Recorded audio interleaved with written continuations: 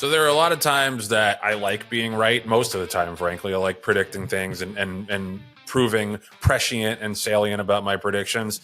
This past weekend was one of the times I hated that I was right. I hated that we were right. I hated that most of the industry that saw what was coming on Saturday at Parx was correct. Because we discussed last week how dangerous it seemed to be running races on the Parx turf course mere weeks after we saw the condition that it was in, thanks to the video that Harold Weiner shot on the turf course. Like, there was just no conceivable way within a couple of weeks they were going to fix that level of problem on the grass course. And then lo and behold, in the first turf race they ran at Parx on Saturday, which was the Alphabet Soup Stakes, a state bred race for Pennsylvania breds, horse named Freedom Eagle went out to the front, led for the first couple of fractions, and then quickly pulled up, and of course later on was euthanized.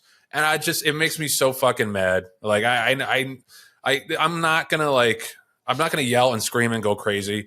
All I'm gonna say is, like, there's so many people in this industry who still have to do better. And, there are going to be accidents.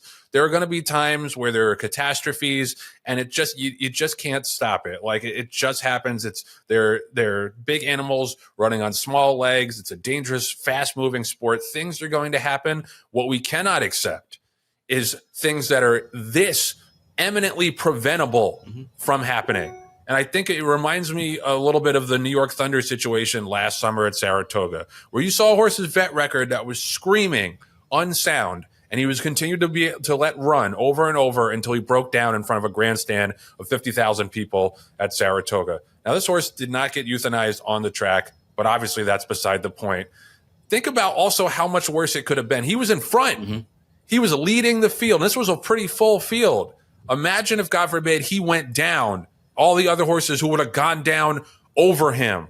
And this was something that any of us could have told you was a distinct possibility, if not a probability. After what we saw on the Parx turf course several weeks earlier, there is so much blame to go around, John. Nobody gets off scot-free here. Not Heisa, not the trainers, sure as shit, not Parx. But I'm curious to hear what your thoughts are. Well, Joe, I think, I'm going to follow in the same suit. And that is, we all saw what was coming. We've all seen this movie before, and we knew how it was going to end.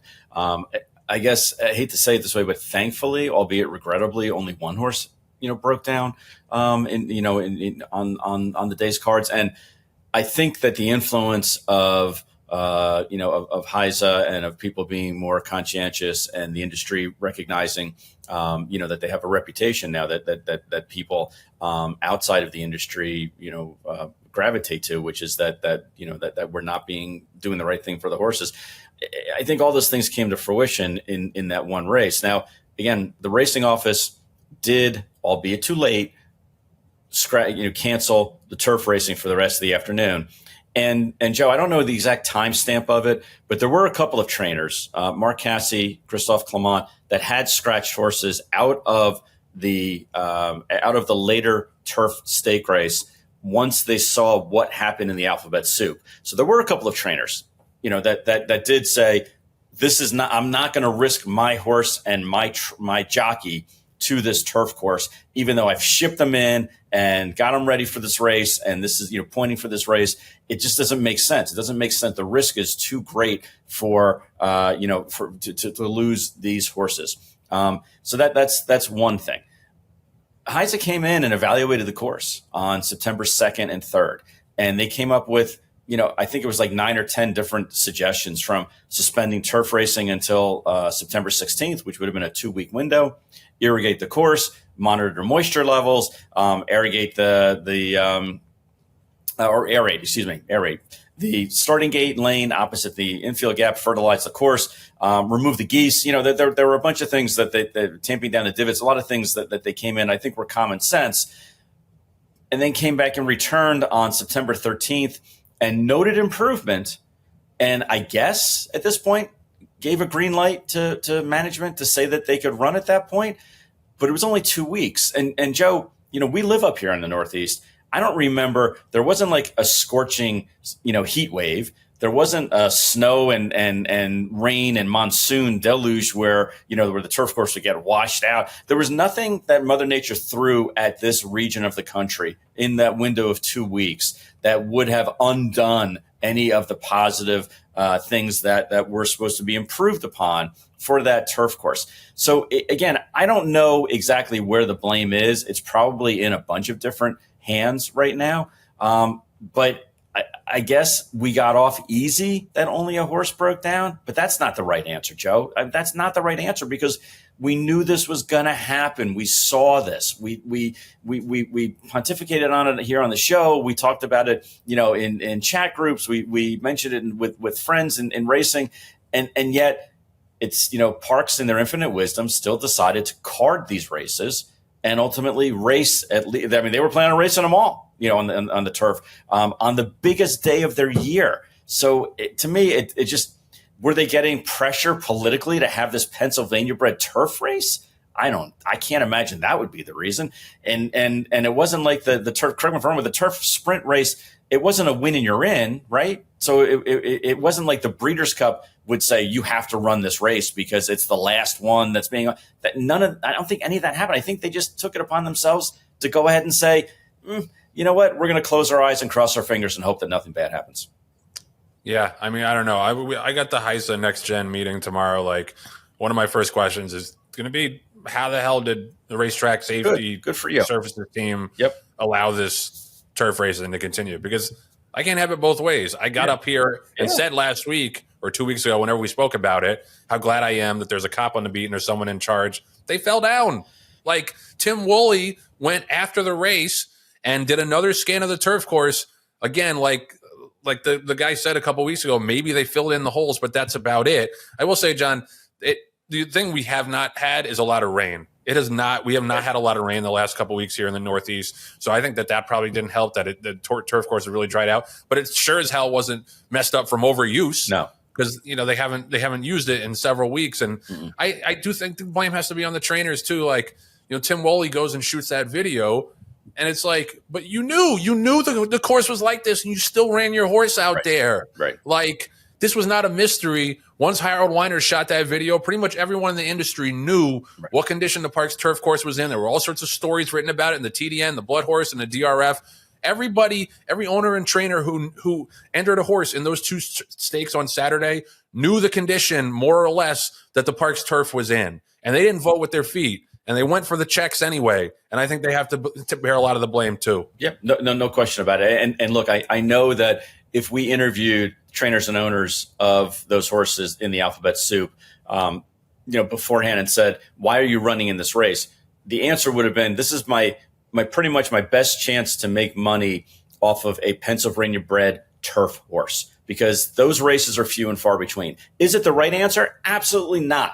But it's easy for me to say because, again, I wasn't running in the race. I don't point for that race. I don't, try to buy horses specifically to run in a race that's specific for those conditions and those state breds. So, Joe, you've actually brought up to me, before about it's easy for me to make these decisions when my livelihood's not on it. But if you're losing your athlete, over the risk of running on a subpar racetrack, then I don't want to say you deserve it, but shame on you for doing so. Yeah. And sure, there's no other Pennsylvania bred turf stakes, but there's 5,000 other racetracks within a 150-mile radius. Laurel has a turf course that you can run on. Meadowlands, which was running these couple of weeks, has turf courses that you can run on. Delaware has one. Delaware's got a turf course that you can run on. Like, I don't want to hear that excuse. And honestly, this is the area of the country that I think we focus a lot on in terms of consolidation. There need to be that many racetracks in that close of a vicinity to each other. I think if you polled the industry on this after the events of this weekend, the past couple of weeks, which one in that area should be the one to close? I think Parx would be the runaway winner or loser. because it's an embarrassment to the sport. And honestly, like I see, you see these guys on Twitter, racing Twitter, like who pollute the replies, like the kill racing, not horses guys and all that shit. And usually I'm like, you fucking opportunistic ghouls. Like I can't stand that they're in the replies and in the quote tweets every time a horse breaks down. But in cases like this, it's very, very hard to argue with what they're saying, Jon. Right. Oh, no question about it. And Joe, there have been times where, we've lost a horse. We're not we felt the pain of losing an athlete, but I can tell you flat out that it's not because we've put a horse in harm's way. It's not because we've run a horse on an unsafe race, knowingly on an unsafe racetrack, like this, the turf course was there. Unfortunately, and this is the worst part of the industry for me, is when you have a situation where your horse is hurt and from a humane standpoint, you have to make the decision to put it down. But that's a completely different situation than knowingly putting a horse in front of harm's way. That's just, I don't care how much money it is. You have to know that if the risk is you're going to lose your athlete, and your investment, if you want to look at it strictly from a monetary standpoint, that's one thing. But that's also, and again, this is a completely different situation. But that's why it blew my mind when the New York Times came out with the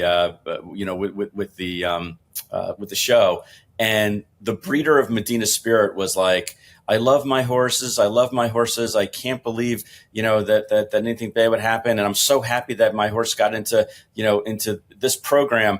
And then the horse died, and she was still like, oh, well, I really hope that they get another one. It's like you're putting your horses that you love in an unfair situation, in that unfortunately, statistically shows you that more times than the average of the industry, you're going to end up with a bad result.